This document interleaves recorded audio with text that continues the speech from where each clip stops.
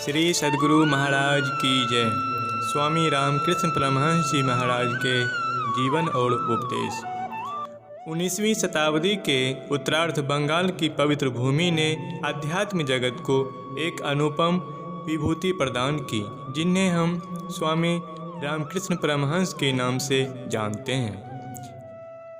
इनका जन्म हुगली जिले के कमारपुकुर गांव में 17 फरवरी 1836 ईस्वी विक्रम संवत 1893 फाल्गुन शुक्ल द्वितीया को एक उच्च आध्यात्मिक आदर्शों से संपन्न सनातनी ब्राह्मण कुल में हुआ था।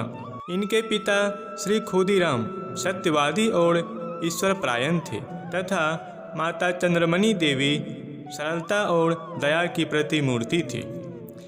इनके जन्म के लगभग 1 वर्ष पूर्व गदाधर भगवान विष्णु ने श्री खुदीराम को स्वप्न में प्रकट होकर कहा था, मैं तुम्हारी भक्ति से प्रसन्न हूँ और तुम्हारे घर में पुत्र रूप में जन्म लूँगा। इसीलिए इन्होंने शिशु का नाम गदाधर रखा। लोग इन्हें प्यार से गदाई कहा करते थे। ज्योतिषियों ने लगन और नक्षत्र की गणना करके बतलाया कि बालक अत्यंत धार्मिक एवं महासम्मान का पात्र होगा।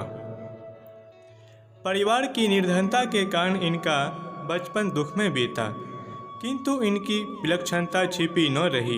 इनकी मेधा और स्मरण शक्ति अद्भुत थी। 5 वर्ष की अल्पायु में इन्हें देवी देवताओं की स्तुतियाँ तथा रामायण महाभारत की कथाएं कंठस्थ हो गई थी। ये बचपन से ही निष्कपट, निर्भीक और सत्यवादी थे। अपनी गलतियों को कभी नहीं छिपाते। प्राथमिक शिक्षा के लिए इन्हें गांव की पाठशाला में भेजा गया। प्रारंभ में इन्होंने अच्छी प्रगति दिखलाई, पर आध्यात्मिक प्रसंगों के सतत चिंतन के कारण पाठ्य पुस्तकों में रुचि न हो सकी और इनकी पढ़ाई छूट गई। उस शैशवावस्था में ये ईश्वर के ध्यान में इस तरह खो जाते कि इन्हें शरीर और संसार का ज्ञान नहीं रहता। 7 वर्ष की आयु में पिता के निधन ने इनके बाल हृदय में संसार के प्रति वितृष्णा भर दी। ये शमशान के निकट आम्रकुंज में बैठकर भाव तन्मयता में डूबे रहते। कभी कभी साधु सन्यासियों के बीच बैठकर भजन और धर्मशास्त्रों की बातें सीखते। 9 वर्ष की अवस्था में इनका यज्ञोपित उपनयन संस्कार हुआ। उस समय की प्रचलित प्रथा की अवहेलना करते हुए इन्होंने ब्राह्मण की जगह एक लुहारिन यानी क्षुद्र से प्रथम भिक्षा प्राप्त की। इनका परिवार और समाज में घोर विरोध हुआ।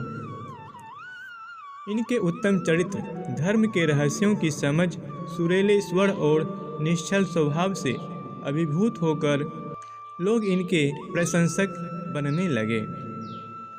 फूल चुनकर मालाएं गूंथना, विभिन्न उपचारों से पूजा करना, भजन गाना, ध्यान में मग्न हो जाना, यही इनकी प्रधान दिनचर्याएं थी। ये ऊंच नीच के भेदभाव को न मानते हुए निम्न जाति वालों के घर जाकर प्रहलाद चरित, ध्रुव चरित, रामायण आदि का गायन और भजन कीर्तन करते। सन 1853 ईस्वी में ये अपने बड़े भाई श्री राम कुमार के साथ कलकत्ता आए। सन 1856 ईस्वी में रानी रासमणी ने इनके बड़े भाई को दक्षिणेश्वर काली मंदिर का प्रधान पुजारी बनाया और ये उनके सहायक बने।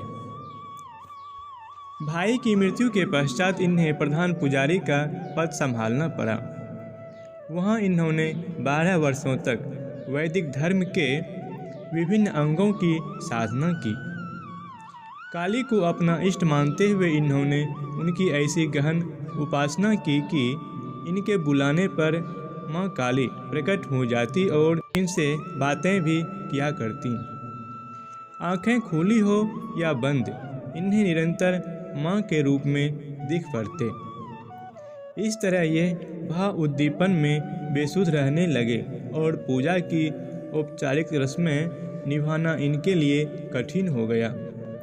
भोजन, शयन आदि अनियमित हो जाने से स्वास्थ्य भी ठीक न रहा। माता चंद्रमणि को जब इनकी जीर्ण अवस्था और उन्माद की खबर मिली तो उन्होंने इन्हें घर बुलाया। इनके सुधार की कामना से माता ने 6 साल की कन्या शारदा से इनका विवाह कर दिया। कुछ दिनों के बाद ये स्वस्थ होकर दक्षिणेश्वर लौट गए और शारदा मायके चली गई। एक बार संत तोतापुरी जी वहां आए और इनसे वेदांत ज्ञान की दीक्षा लेने को कहा। इन्होंने कहा कि यदि माँ काली की आज्ञा हो तभी दीक्षा लूँगा। फिर माँ काली की सहर्ष अनुमति पाकर इन्होंने तोतापुरी जी से वेदांत ज्ञान की दीक्षा ली। तत्पश्चात जब ये ध्यान में बैठे तो 3 दिनों तक यूं ही बैठे रहे और निर्विकल्प समाधि की अवस्था में पहुंच गए। तोतापुरी जी बहुत आनंदित हुए और इनका नाम रामकृष्ण परमहंस रखा। समय बीतने के बाद शारदा देवी को पति की चिंता हुई और वह दक्षिणेश्वर आ गई। उन्होंने रामकृष्ण परमहंस से उन्हें साथ रखने की प्रार्थना की। पत्नी को ब्रह्म ज्ञान की दीक्षा देकर इन्होंने साथ रहने की अनुमति दे दी, पर कह दिया कि मैं अन्य स्त्रियों की तरह तुम में भी माता जगदम्बा को ही देखता हूँ। इन्होंने शारदा को कभी पत्नी रूप में नहीं देखा, बल्कि षोडशी देवी कहकर ये उसकी भी पूजा किया करते थे। इधर माता शारदा भी सतीत्व और जगन्मातृत्व का पवित्र आदर्श स्थापित करते हुए सदा श्री रामकृष्ण परमहंस को जगदीश्वर मानकर उनकी भक्ति करती रही। श्री रामकृष्ण परमहंस की छत्र छाया में अनगिनत शिष्यों ने सत्य ज्ञान के प्रकाश को अनुभूत किया। उनके शिष्यों में स्वामी विवेकानंद सर्वाधिक यशस्वी और लोकप्रिय हुए, जिन्होंने देश विदेश में वेदांत ज्ञान का प्रचार कर आध्यात्मिक जागरण की ज्योति जलाई। स्वामी विवेकानंद ने 1897 ईस्वी में अपने गुरु के नाम पर रामकृष्ण मिशन की स्थापना की। स्वामी रामकृष्ण परमहंस के जीवन को सभी धर्मों का सार स्वरूप माना जाता है, जिसमें ज्ञान, योग और भक्ति का सुंदर सामंजस्य देखने को मिलता है। इन्होंने विभिन्न धर्मों के अनुसार जीवन बिताते हुए उपासनाएं की और ये इस निष्कर्ष पर पहुँचे कि किसी भी धर्म संप्रदाय में रहते हुए यदि व्यक्ति सच्ची उपासना करे तो वह उस एक ईश्वर को प्राप्त कर सकता है।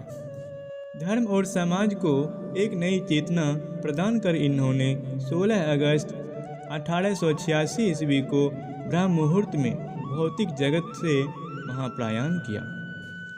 उपदेश: इस दुर्लभ मनुष्य जन्म को पाकर भी जो इस जीवन में ईश्वर लाभ के लिए चेष्टा नहीं करता, उसका जन्म लेना ही व्यर्थ है। ईश्वर सबके अंदर किस तरह रहता है जानते हो? अमीरों की स्त्रियां जैसे पर्दे के भीतर रहा करती हैं। वे भीतर से सबको देख लेती हैं, पर उनको कोई देख नहीं पाता। ईश्वर भी ठीक इसी तरह से रहता है। उस एक ईश्वर को जानो, उसे जानने से तुम सभी कुछ जान जाओगे। ईश्वर ही सब कुछ कर रहे हैं, वे यंत्री हैं और मैं यंत्र हूँ। यह विश्वास यदि किसी में आ जाए तब तो वह जीवन मुक्त हो गया। हाथ में तेल लगाकर कटहल काटना पड़ता है, नहीं तो हाथ में उसका दूध लग जाता है। इसी तरह हृदय में भगवत भक्ति से तर करके संसार का काम करना चाहिए, नहीं तो हृदय में उसका मैल लग जाएगा। पाप और पाड़ा को कोई भी हजम नहीं कर सकता है। छिपा कर कोई पाड़ा खाए तो वह पाड़ा उसका शरीर फोड़कर बाहर निकल आती है। इसी तरह पाप करने पर एक न एक दिन उसका फल भोगना ही पड़ेगा। जब तक संसार के प्रति आसक्ति है, कामिनी कंचन पर प्रीति है, तब तक चाहे कितने शास्त्र पढ़ो, पर ज्ञान लाभ नहीं होगा, मुक्ति नहीं मिलेगी। दांत को खुजलाने से पहले कुछ सुख मिलता है और बाद में असह्य दुख। इसी प्रकार संसार के दुख पहले सुखदायक लगते हैं और बाद में अत्यंत दुखदायी।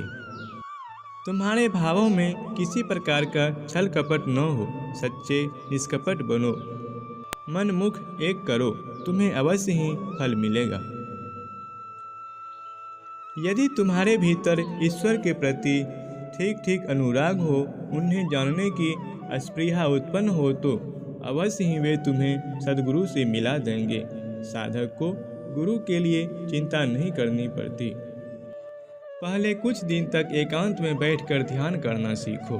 पूरा अभ्यास हो जाने पर फिर जहाँ तहाँ बैठकर ध्यान कर सकोगे। पेड़ जब छोटा रहता है तब उसको घेरा लगाकर रखना पड़ता है, नहीं तो गाय बकरियाँ चढ़ जाएं। जब वह पेड़ पूरा बढ़ जाता है तब फिर उसमें 10-10 गाय बकरियाँ बांधी रहने पर भी उसका कुछ नहीं बिगाड़ सकती। रत्नाकर समुद्र रत्नों से भरा हुआ है। एक बार डुबकी मारने से कुछ न मिलने पर भी तुम यह न समझ बैठना कि रत्नाकर रत्नहीन हो गया है। धीरज के साथ साधना करते रहो, समय आने पर भगवान की कृपा अवश्य होगी। पुत्र या धन पाने के निमित्त मनुष्य कितना लोलुप होता है और घरों आंसू बहाता है, किंतु ईश्वर को पाने के लिए कितने लोग ललायित होते हैं। पर कहाँ, जो उन्हें चाहता है वह उन्हें अवश्य पाता है। श्री सद्गुरु महाराज की जय।